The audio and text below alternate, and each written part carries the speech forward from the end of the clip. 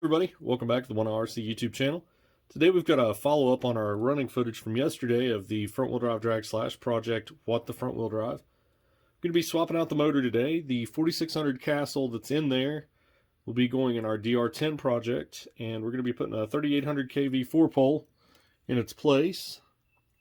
Let's find the writing on this thing. Here we go. It's this guy right here. It's a Ghoul RC 3660. It's a 550 size, 5mm shaft.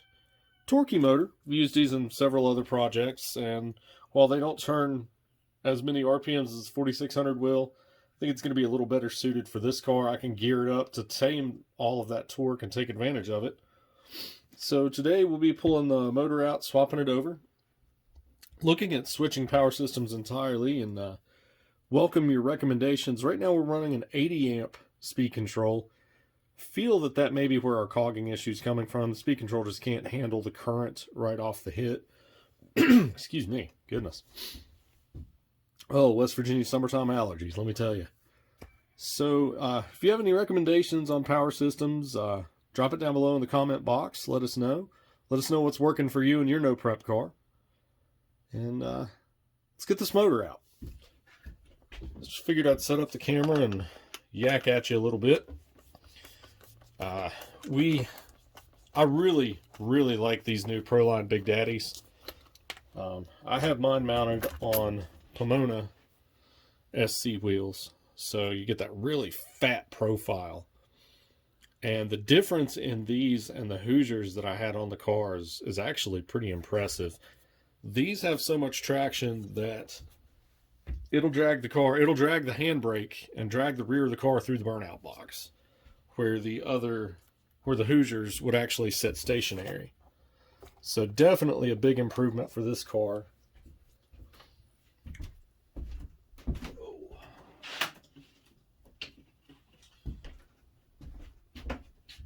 So since this was a Bandit XL5 originally, still have some of the Phillips hardware. I really need to change this stuff out, but I like these Phillips motor screws because of the large washer head, especially with the plastic case. Now with the new 272R transmission in the actual drag slash, this won't be an issue, but for the plastic case, these are pretty handy. Won't be stripping out transmission cases. The machined aluminum pinion that I was using had a failure yesterday as well.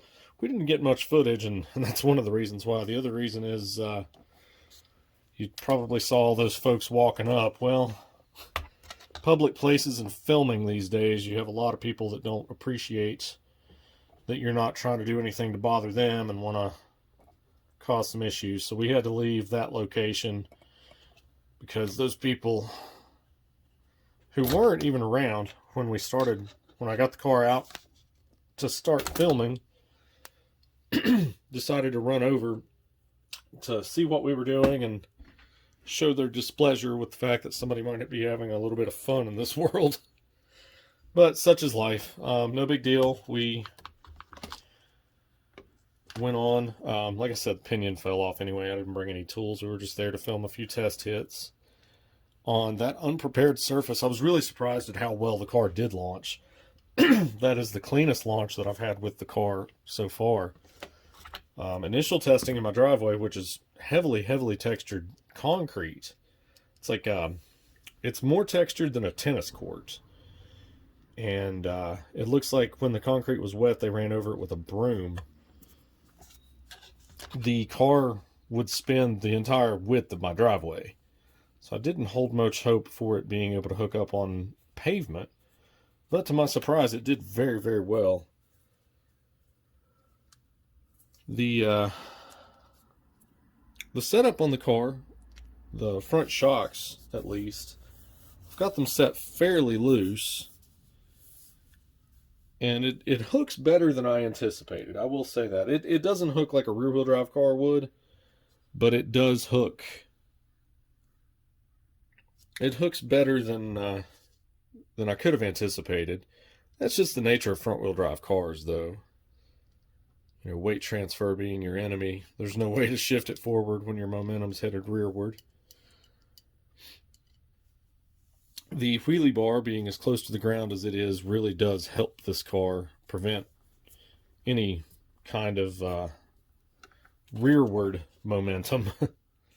And a lot of people have asked me in person, seeing the car out, why do you have a wheelie bar on a front-wheel drive car? It's not going to pull the front end up. And I said, well, it actually does. Every time you launch the car, it unloads the front tires pretty hard. The front suspension being /4x4 to clear the drive shafts actually is working out pretty well. We don't have much camber gain, if any at all. It's fairly robust. We are running 32 pitch gears. I'll kind of bring you around here and show you. Got a 54 tooth JADO spur there. And I've got a assortment of 32 pitch gears ready to go in the car. Probably going to start somewhere around the 15 tooth range and go up from there. But you can see the motor's in now, and we just have to wire it up. There we go. Sorry about the shakiness. Trying to find somewhere that the camera's not going to fall over. Let's see here. Go over to our parts wall and find our 32 pitch 5mm pinions.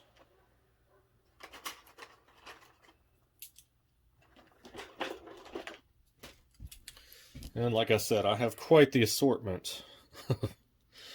All those are 5mm bore 32 pitch gears. I've also got a stack very similar to this for Mod 1 for our Proline Profusion SC 4x4. So let's dig in here and start.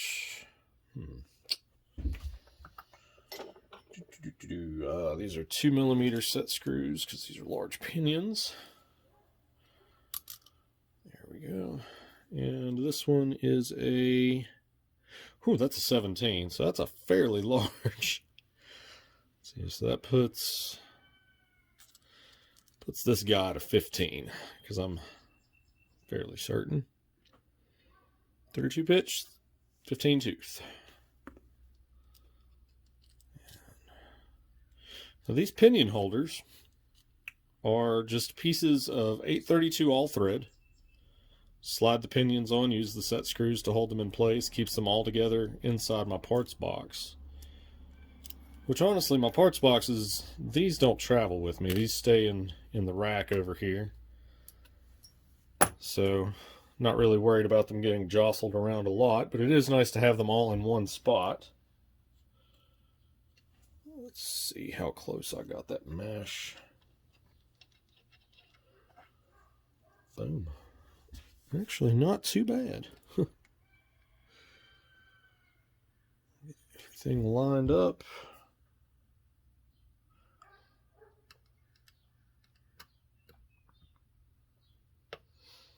And these pinions are hardened steel, while the ones that we ran yesterday, they were machined aluminum. And I'm going to be honest, I didn't care for the aluminum pinions. Yeah, they save some rotating mass, but I don't feel like the set screw can take as good a bite in its threads in that aluminum as it does in the hardened steel that these pinions are made of. But finding hardened steel 48 pitch pinions is not as easy as 32 pitch. I've got way more vehicles that use 32 pitch than 48. Most of my Traxxas vehicles have been converted over using JADO spurs and 32 pitch pinions. It's just a much more stout combination.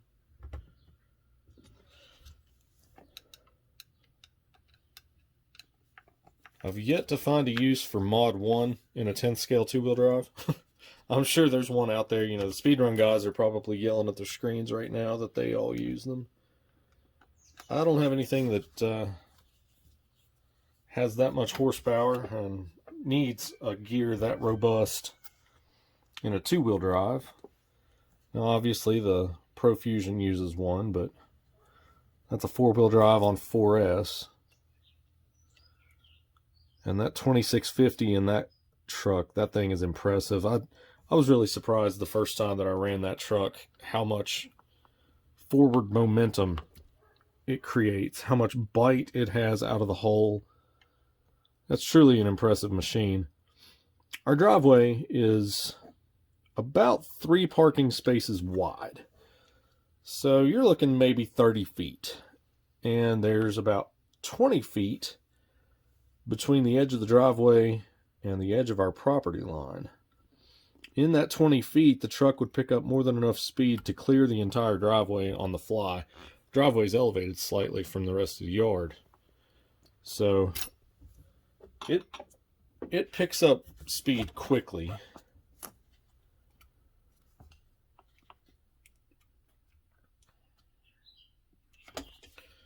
Just going to set this mesh by eye.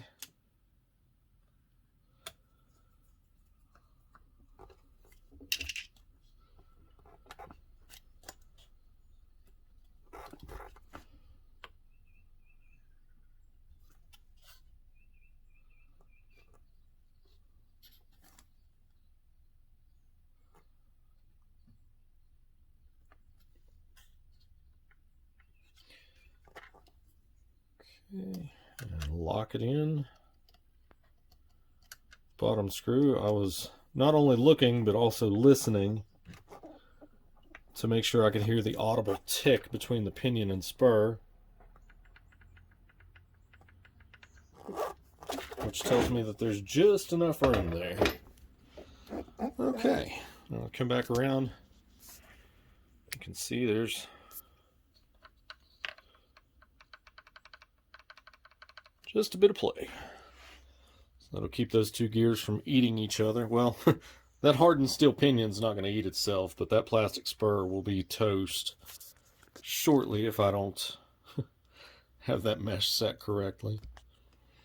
All I've got to do now is put the wheels back on. Now these wheel axles, these steel axles here, let me pull this around, actually use a different outer. They don't use a standard M4 wheel nut. These actually use a 5mm wheel nut, even though it's a 12mm hex.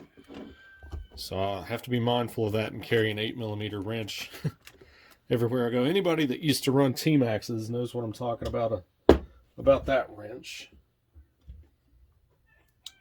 And other than that, we should be ready to hit the strip again. Fairly simple motor swap in this car. Just pull the wheel off. I find it easier to do with the wheel off instead of trying to snake the hex wrench around. I mean, you can do it if you have ball-end tools, but I prefer just to take the wheel off. It's an extra few seconds. And just plug the motor wires in.